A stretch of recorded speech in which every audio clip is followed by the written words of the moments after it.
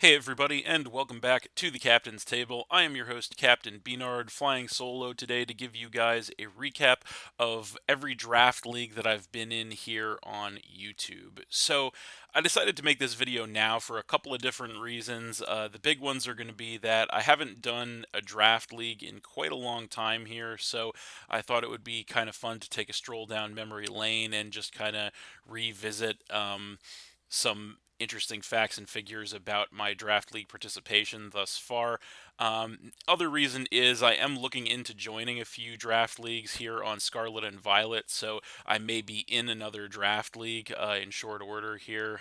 Not 100% sure about that, but um, yeah, in light of those things, I thought it would be a neat idea to go ahead and make this recap video. So I'm going to be discussing some facts and figures about all 5 draft leagues that I've participated in here on YouTube, and yeah, we'll just kind of go from there. So that being said, we're going to go ahead and jump right into it here. So, here we have some general stats about the draft leagues that I've participated in thus far. Um, as I mentioned previously, I've been in a total of 5 different draft leagues here on YouTube, and you can see those listed off here. The first 2 of them, which are going to be the NGDL3 and the NGDL4, that is the Nacho Gold Digger League, I believe it stood for, which is a now retired draft league that was run by the Killer Nacho, um, somewhat notable YouTuber slash PokeTuber, who I believe doesn't even play Pokemon anymore, actually, but that's neither here nor there. But those draft leagues occurred back all the way back, I should say, on Ultra Sun and Ultra Moon, so quite a while ago. And then the next 3 draft leagues, which are the RODL3 and the RODL4, those are the Rocket Draft League, I believe that's what those stood for, and then the YCL Wi Fi. Those draft leagues occurred on Sword and Shield, so a little more recently, but even so, it has been a good, I want to say, at least year and a half, probably more since I participated in a draft league. Actually, more like 2.5 years, if I'm doing math correctly, which I might not be. But anyway, yeah. So it has been quite a while since I participated in any sort of draft league. So but yeah, as far as those leagues that I did participate in, so the first one, as you can see, was, as I mentioned, the NGDL3, and I finished that draft league with a 4-8 record, so not a very good record at all. Um, this was my first uh, forte into the draft league world, which, even as a pretty experienced competitive battler, I will say, doing a draft league is definitely a whole different animal than doing competitive battling, generally speaking. So yeah, I finished that one with a 4-8 record. That was good enough to land me in 12th place, which is nothing spectacular. Nothing spectacular, I should say, obviously.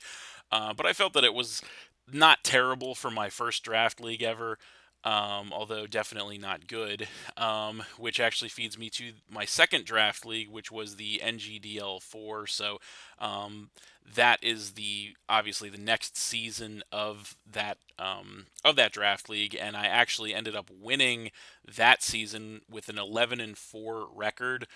So that's something that I was incredibly proud of, incredibly happy to be able to do. And yeah, I was really excited about that. I'm still happy about that now, as that is the first and only draft league that I've ever won to date. Obviously, as you can see based on the rest of the numbers, but I was very happy to be able to do that.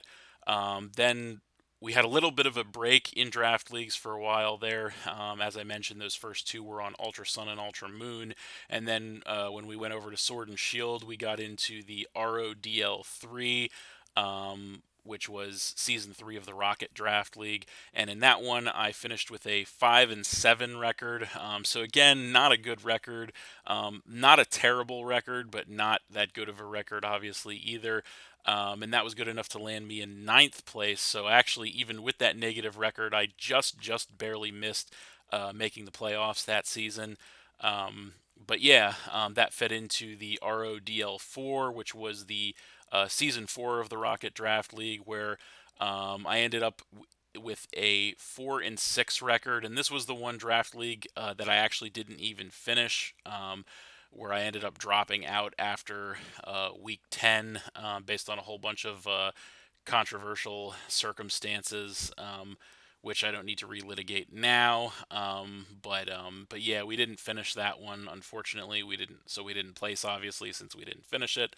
Um, and then finally, not long after that, we had the YCL Wi-Fi, where I actually finished with an 8-3 record, which was good enough to land me in fourth place in that league. So made it to the semifinals in that league, and I was pretty happy about that.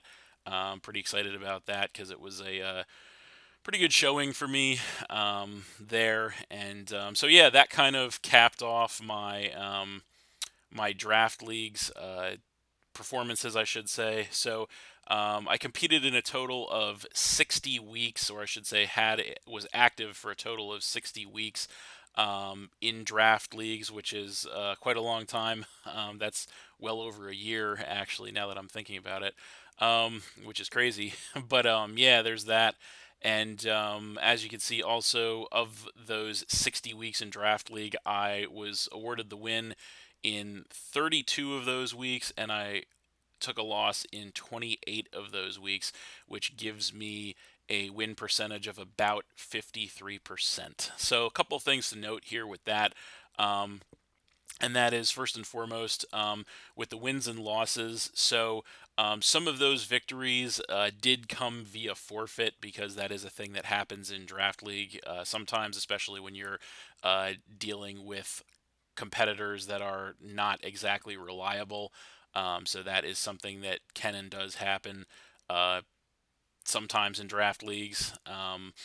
And so there were also some games that did not get recorded and did not get broadcast for one reason or other, whether it be being disconnected or whatnot. And those games, I think, were back on the DS because back then I did not do live recordings because the DS still had the versus recorder feature, which allowed you to save the battle after you recorded it or after you played it, I should say.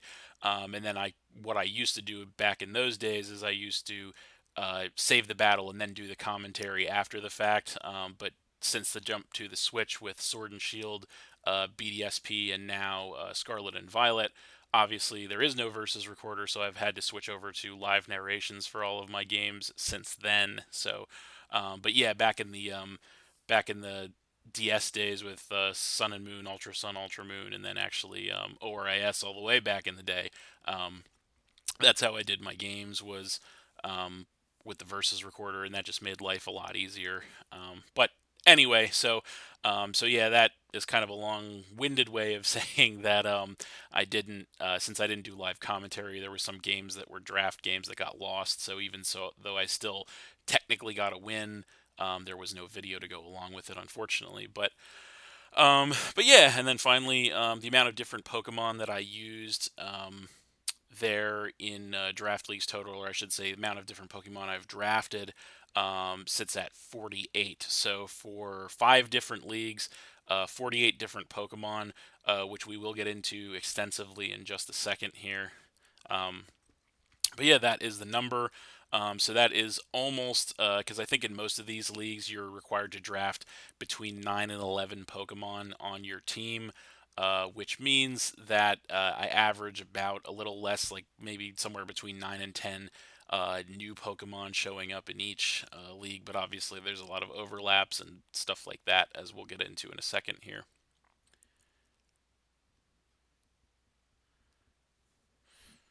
So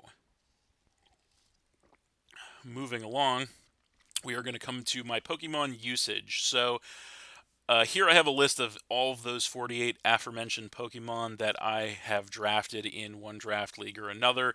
So I'm going to have the name of the Pokemon, and then I'm going to have all of the um, draft leagues that I drafted that Pokemon in, and then the number of games that I brought that Pokemon to. So that's what um, that breakdown is going to be on the screen there. So, of course, at the top of this list, and this will obviously be no surprise to any of you who've been watching me for any length of time here, the number one Pokemon here is going to be Goodra. So, I have drafted Goodra in every single one of the draft leagues I participated in.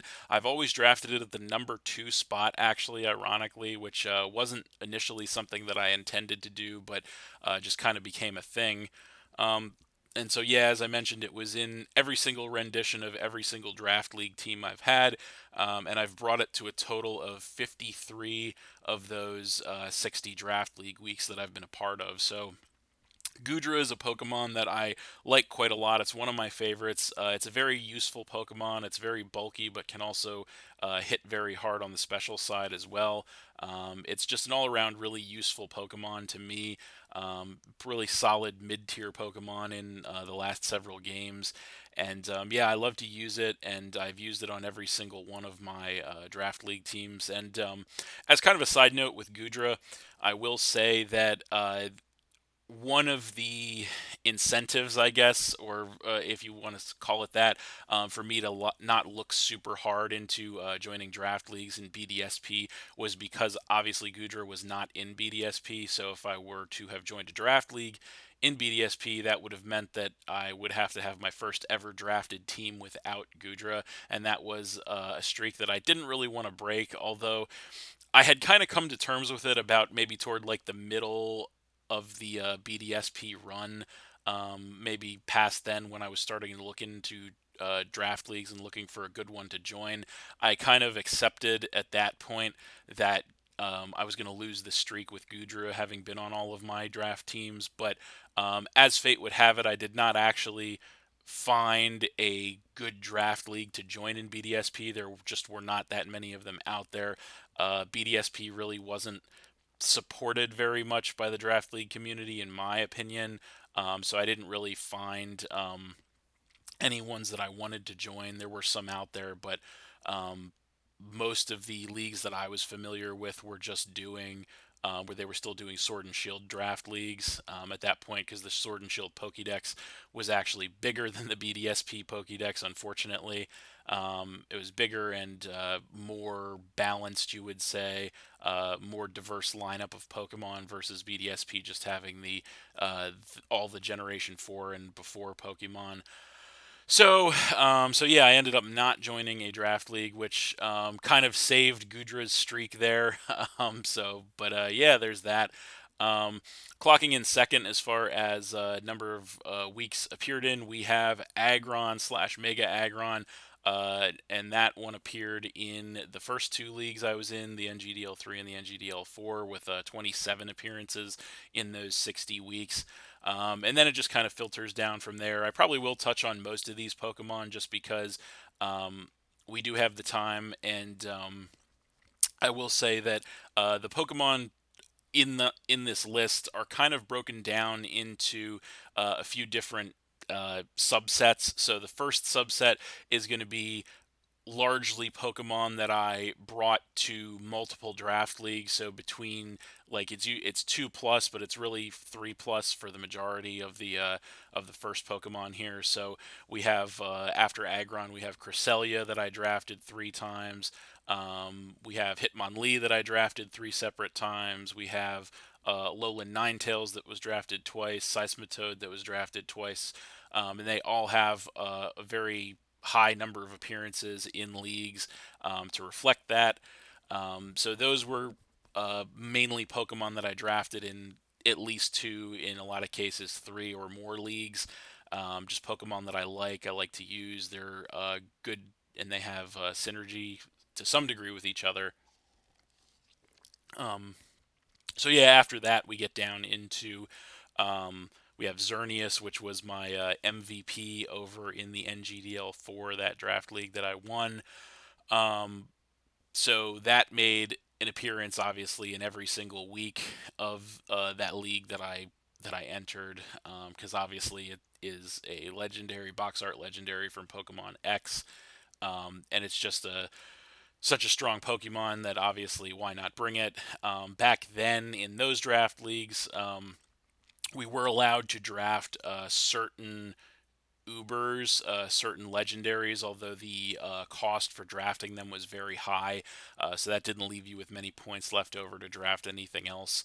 But that was something that I thought was worth it, and grabbed it, and obviously brought it every single week. So yeah, that was an interesting situation in that league. So after that, we have it just kind of filters down from there. So we have other Pokemon, like we have Scizor, Incineroar, Alakazam. These are Pokemon that actually all appeared in different draft leagues, but they were all kind of like big cornerstones of the specific draft league that I drafted them for. So Scissor, for example, I drafted in the RODL3, and it came every single one of the 12 weeks that I participated in that league. And then likewise for Incineroar and Alakazam were major players in those one singular leagues that I drafted them in. So, but yeah, it kind of filters down from there. Then we have some Pokemon like we have the Jellicent, which I drafted a couple different leagues, and then Urshifu is another one actually, single strike form that I had only drafted in one league, but it was a big cornerstone of the team, so it came just about every week that I had it. So, but it is just going to filter down from there, and it's going to get to some other Pokemon, tried and true. Most of these Pokemon are just ones that I really like, and also obviously trying to build some synergy with each other because that's very important in Draft League, obviously, as it is in competitive battling in general. But we have our Arcanine, our Corviknight, which were big cornerstones of the RODL4 and the YCL Wi Fi, respectively. Um, Coming to 7 different games each, so they came to majority of the games in those seasons. Um, we have Trevenant, a Pokemon that I like a lot that I drafted in a couple different leagues up there as well. And then we're going to kind of get to our mid tier. That's kind of the top of the middle, but then the next whole group of Pokemon are going to kind of be our mid tier Pokemon. So there's going to be a lot of Pokemon here that I only drafted in one league. Um, but they were Pokemon that I brought like every other week or like 50% of the time for the most part, or maybe a little more than that even, in the specific league that I drafted them in. So they were like very solid players but I only drafted them once. So for those Pokemon, we got the Escavalier, we got the Raikou, we got the Sandaconda, which technically did come to 2 different leagues, although it did most of its work in the latter, I believe, the YCL Wi Fi. I don't think it did too much or that I had it too much in the RODL4. But then we got the Talonflame, the Blastoise, the Boltund, the Chinchino, and the Gallade. Just again, other Pokemon that were major players in the one specific league that I drafted them in, making like 5 or 6 appearances out of like usually that would be a 12-week season. Although if it comes to the YCL Wi-Fi, I believe that was only a 9-week season, regular season that is.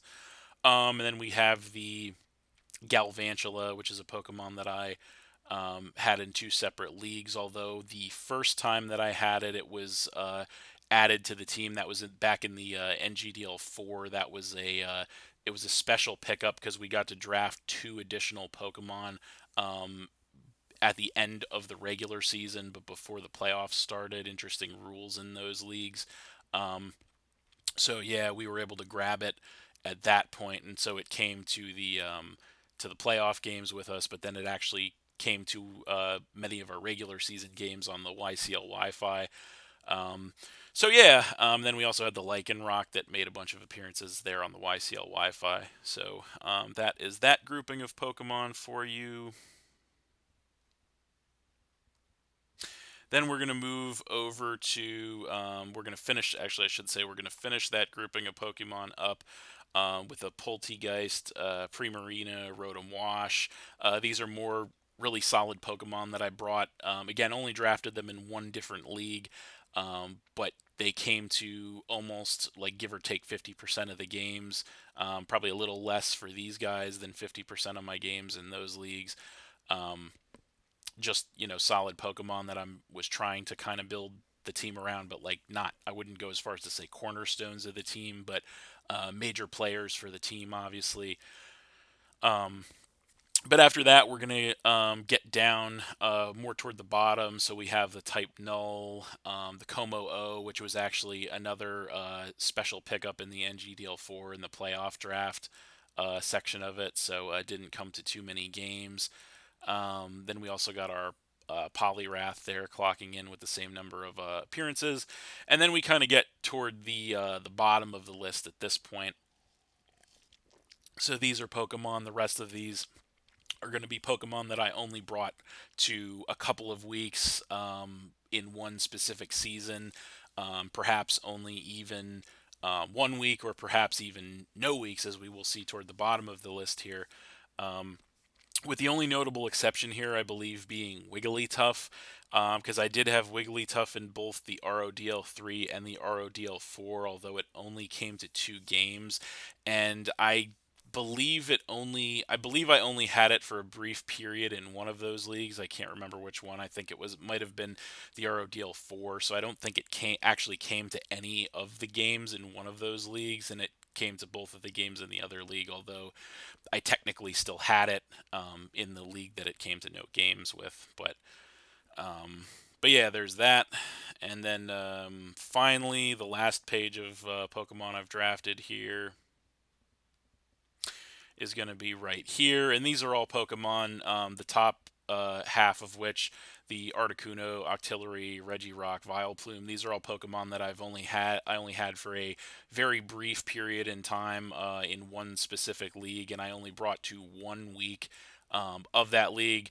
These are going to kind of be the Pokemon that are just like fillers for the team, where you're getting toward the end of the draft and you don't really have a lot of points left, and you just need kind of something to fill the cracks, or just get to that Pokemon count of a minimum of 9, I think, in most of those leagues. So yeah, obviously not going to be bringing them hardly at all. And then at the bottom here, we are going to have Pokemon that I've drafted that I did not bring to a single game ever in a draft league. So those are going to be the Avalugg, Caracosta, the Drampa, Alolan Persian, and the Rhydon. So these are Pokemon that I do kind of like them in their own right. They are decent Pokemon in their own right. But at the same time, when I drafted them, they were again just in those unfortunate positions where I needed Pokemon to fill the void, and they just ended up being like filler Pokemon that never came to a single game, just because I didn't need them for one reason or another. Maybe I had a better version of them already on the team that kind of filled the same role in the team that they did, and just for one reason or another, I never brought them to a game. And I think most of these were transacted away before my seasons were even over, in the seasons that they were part of the team. So, but yeah, that pretty much covers the Pokemon side of the Pokemon draft leagues there. So yeah, I do want to make a few general comments about the draft leagues in general here. Just kind of talk a little more about them, since I still have more wind in me at this point. As you guys know, I could talk forever, but Anyway, so I'll make a few general comments here about draft league. So I really do enjoy Draft League all in all. I've had some positive experiences, I've had some negative experiences, but all in all, I really do enjoy Pokemon Draft Leagues. It's something that I got into because I really like the concept.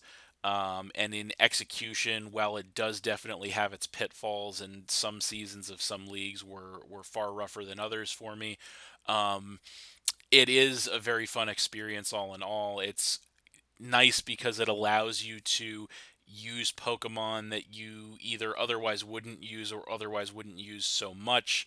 It allows you to be very creative with what sets you're using, because you know what your opponent has prior to the game with them. You know what their draft consists of. They know what your draft consists of. So it's a very interesting situation, because you get to try and game plan them, but they can game plan you, obviously, and you have to try and game plan their game plan. And you can bring very unique sets and spreads on Pokemon that are very niche and very cool. So I really like doing Draft League a lot.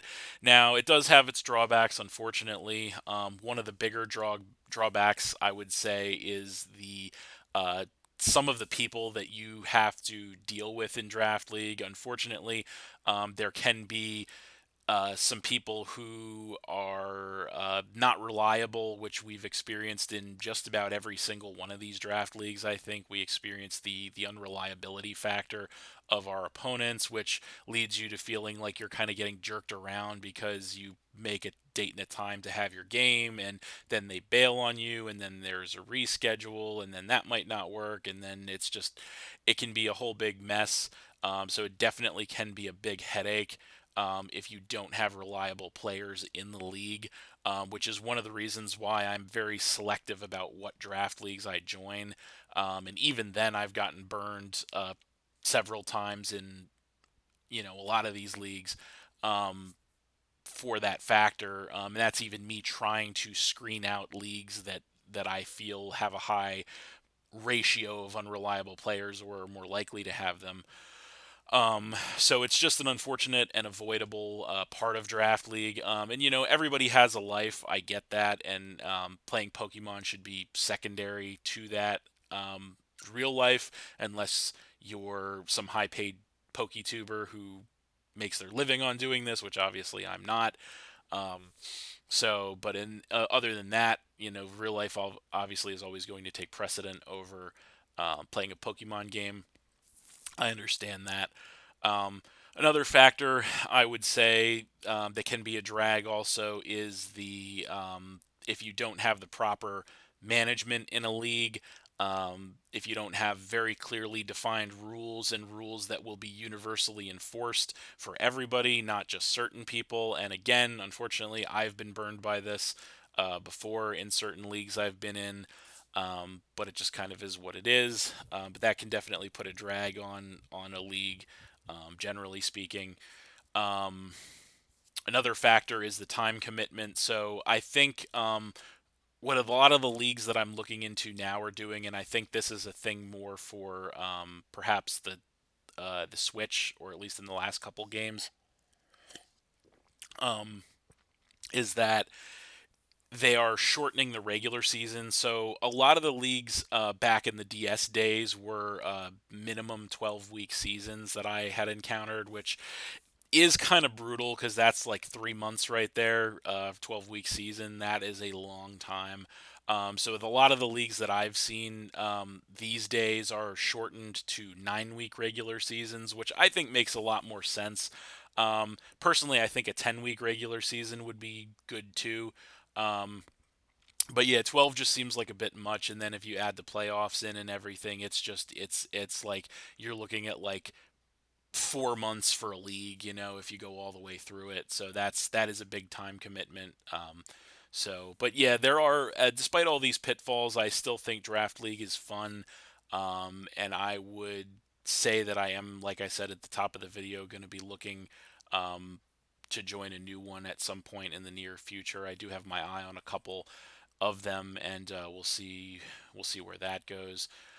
Um, but as far as the leagues that I've been in so far, if I had to pick uh, one that I'd say was my favorite one to have been in, it's really close to be honest. But see, I don't want to say two of them are tied because I really hate when people do that.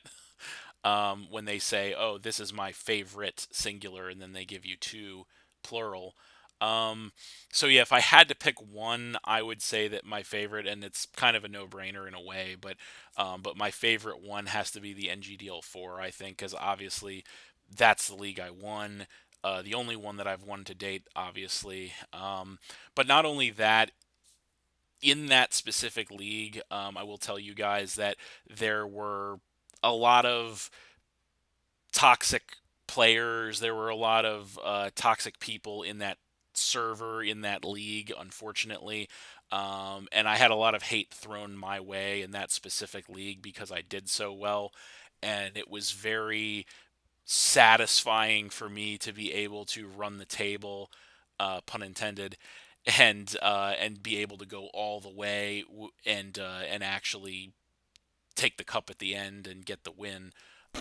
So at just based on my personality and the way that I am, as I kind of have a defiant personality, um, I'd have to say that league was my favorite. Although I will say it does get tiresome when you're always fighting an uphill battle. It does get tiresome, but it was so worth it to be able to get the win at the end of all that. It was so worth it. And unfortunately, with even though there was a lot of toxic individuals, toxic behavior, and just really stuff that should just not have happened, and people were acting in a way that just should not have been tolerated. But unfortunately, the people who ran the league didn't do anything about it. They just kind of it was just kind of a free for all.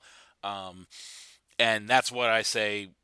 A big thing for me comes back to rules, having clearly defined rules, and having mods or heads of leagues that are willing to enforce those rules evenly and universally to everybody.